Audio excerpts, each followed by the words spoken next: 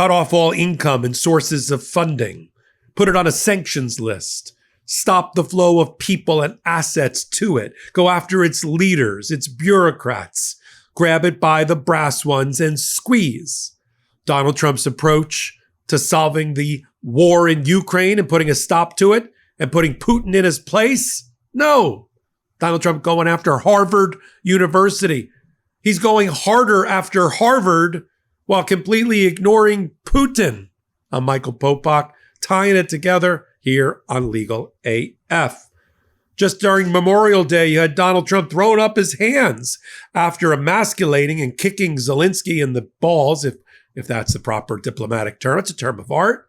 In the White House, in plain sight, in public, completely demoralizing him, telling him that he's the reason that he was attacked, that the victim has been victimized again, siding with the aggressor, telling Putin, it's okay.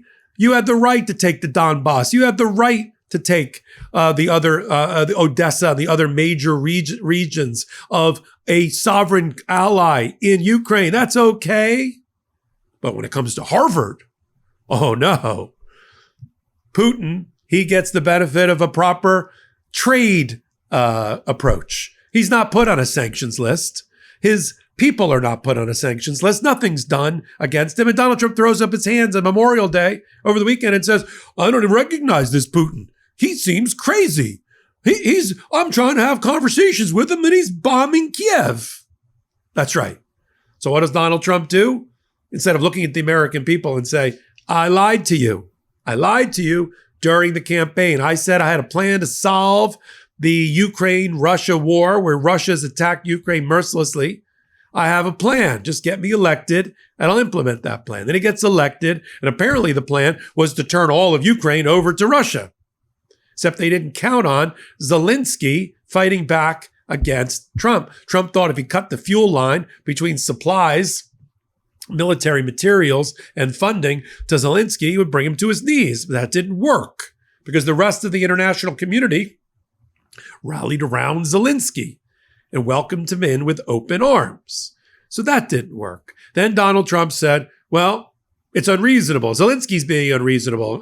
He's not apologizing to me in the White House. And with Marco Rubio sitting there and JD Vance sitting there, they tried to reduce Zelensky down to size. And in doing so, they completely dishonored those that had died on the battlefield for Ukraine and dishonored Ukrainians. And so now we fast forward 150 days or so into the administration. How are we doing with that plan? Not well. He doesn't put a tariffs on Russia, doesn't go after Putin's assets.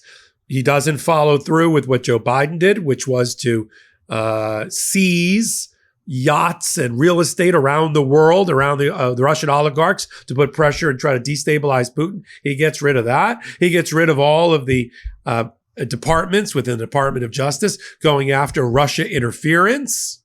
Lets down the force field, if you will, and lets Russia and Putin have a pass. Now, if you look at, however, what he's doing at Harvard, you'd think Harvard had invaded Ukraine and killed tens of thousands of people. No. So now you have a lawsuit and an injunction by a federal judge in Massachusetts, Judge Burroughs, and who says you cannot stop foreign international students from attending Harvard. It violates the First Amendment. It violates due process. And you're not allowed to do it. You're not allowed to take away from Harvard that which is part of its culture and its DNA. Now, that's hitting Harvard where it lives, right?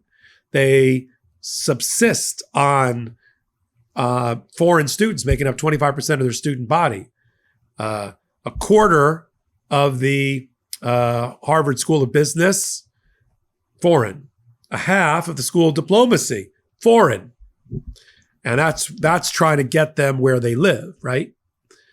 Compare and contrast going after billions of dollars of federal funding to Harvard, taking away and stripping away their last $100 million just today, or threatening to do so, taking away their source of international students, putting them at competitive disadvantage with their neighbors, their other peers within the academic community, trying to take away their tax-exempt status, trying to investigate their immigration programming to see if they've committed any violations or any crimes. When you do all of that, it begs the question, why aren't you doing anything when it relates to Russia?